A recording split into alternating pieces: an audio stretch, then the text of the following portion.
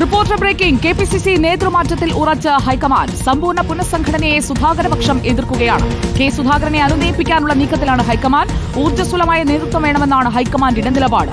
എതിർപ്പ് അവഗണിച്ച് ആന്റോ ആന്റണിയെ തന്നെയാണ് അധ്യക്ഷ സ്ഥാനത്തേക്ക് പരിഗണിക്കുന്നത്. ആർ റോഷിപാൽ നമുക്കൊപ്പം.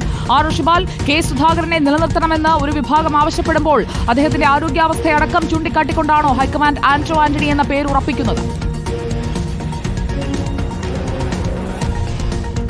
സുജയ പാർവതി, ഒന്ന് കോൺഗ്രസിനെ സംബന്ധിച്ചിടത്തോളം വരാനിരിക്കുന്ന തദ്ദേശ തെരഞ്ഞെടുപ്പും സമാനമായ തന്നെ നിയമസഭാ തെരഞ്ഞെടുപ്പും വളരെ പ്രധാനപ്പെട്ടതാണ്.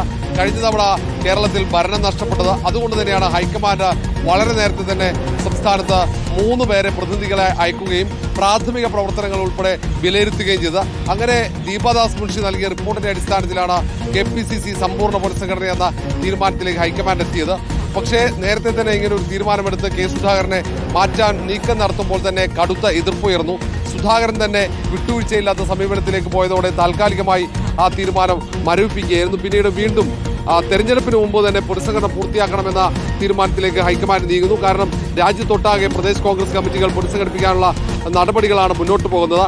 ബീഹാറിലും മഹാരാഷ്ട്രയിലും പ്രദേശ് കോൺഗ്രസ് കമ്മിറ്റി അധ്യക്ഷന്മാരെ മാറ്റിയതിന് പിന്നാലെയാണ് തെരഞ്ഞെടുപ്പ് വരാനിരിക്കുന്ന കേരളത്തിലും അധ്യക്ഷനായ കെ സുധാകരനെ മാറ്റി പുതിയ ഒരു നേതാവിനെ അധ്യക്ഷ പദവിയിൽ നിയമിക്കാനുള്ള തീരുമാനം കോൺഗ്രസ് നേതൃത്വം എടുക്കുന്നത്. ആന്റോ ആന്റണിക്ക് തന്നെയാണ് പ്രഥമ പരിഗണന.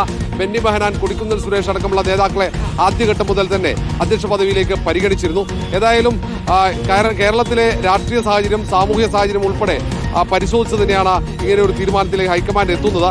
ഇനിയും പുനഃസംഘടന പൂർത്തിയാക്കാതെ മുന്നോട്ട് പോയാൽ അത് തദ്ദേശ തെരഞ്ഞെടുപ്പിലും ഒപ്പം നിയമസഭാ തെരഞ്ഞെടുപ്പിലും ഒക്കെ ബാധിക്കുമെന്ന വിലയിരുത്തലാണ്. ഊർജ്ജസ്വലരായ നേതൃത്വം വേണം, എങ്കിൽ മാത്രമേ പുതിയൊരു തിരിച്ചുവരവിന് വഴിയൊരുക്കാൻ സാധിക്കുകയുള്ളൂ എന്ന വിലയിരുത്തൽ. ഒപ്പം യുവാക്കൾക്കും വനിതകൾക്കൊക്കെ മുന്തിയ പരിഗണന നൽകിയുള്ള പുനഃസംഘടനയായിരിക്കും ഉണ്ടാകുക. DCC അധ്യക്ഷന്മാരുടെ പുനഃസംഘടന തന്നെ ഉടൻ നടത്താനുള്ള തീരുമാനമാണ്. പ്രസിഡന്റ് വരുമ്പോൾ തന്നെ വർക്കിംഗ് പ്രസിഡന്റ് ഉണ്ടാകും. നിലവിലെ കമ്മിറ്റിക്ക് സമാനമായി തന്നെ വർക്കിംഗ് പ്രസിഡന്റുമാരുണ്ടാകും. പക്ഷേ ഒരു ജംബോ കമ്മിറ്റി ആയിരിക്കില്ല എന്ന സൂചനകളും പുറത്തു വരുന്നുണ്ട്. ഇതുമായി ബന്ധപ്പെട്ട സംസ്ഥാനത്തെ മുതിർന്ന നേതാക്കളുമായൊക്കെ നേരത്തെ തന്നെ ആശയവിനിമയം നടത്തിയതാണ് ദീപാദാസ് മുൻഷി. അങ്ങനെ ആശയവിനിമയം നടത്തിയതിന്റെ ഭാഗമായി തന്നെയാണ് റിപ്പോർട്ട് ഹൈക്കമാൻഡിന് ദീപാദാസ് മുൻഷി കൈമാറുകയും ചെയ്തത്. അത് അടിസ്ഥാനമാക്കി തന്നെയാണ് സമ്പൂർണ്ണ പുനഃസംഘടനയിലേക്ക് ഹൈക്കമാൻഡ് നീങ്ങുന്നത്. സുജയ. റോഷിപാലാണ് വിവരങ്ങളുമായി നമുക്കൊപ്പം ചേർന്നത്. സമ്പൂർണ്ണ പുനഃസംഘടന സുധാകര പക്ഷം എതിർക്കുകയാണ്.